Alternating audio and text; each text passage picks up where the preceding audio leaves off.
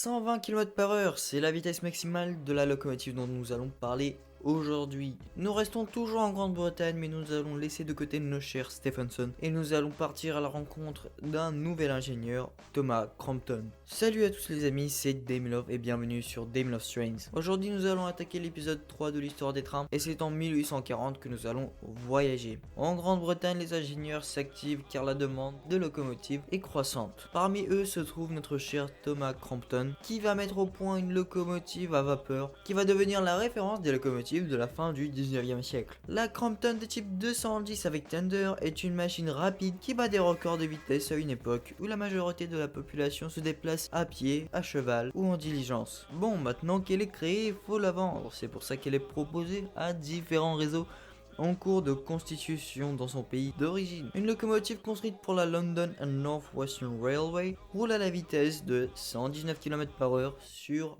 25 km. Un exploit alors même que la technique ferroviaire, notamment celle des voies, n'est pas à son meilleur niveau. La locomotive a l'air géniale, elle bat des records de vitesse, mais elle n'atteint pas le succès attendu. Donc Crompton va se tourner vers la Belgique, la France et les États-Unis. Sachez que 300 locomotives de ce type vont rouler en Europe. Et le pays le plus intéressé par cette locomotive, c'est la France. Cependant, apparemment, les Français sont trop compliqués et un ingénieur du nom de Houel de la firme Kay a étudié la version française de la Crompton. Elle diffère du modèle original bien que la disposition générale soit restée identique. Ce type revisité est mis en service entre 1845 et 1849 par les réseaux de l'Est et du Nord qui pratiquent déjà la politique des trains de vitesse. Les locomotives Crompton resteront en service un peu plus de 25 ans et comme toute bonne chose a une fin, elles céderont la place à des machines techniquement plus élaborées et plus performantes.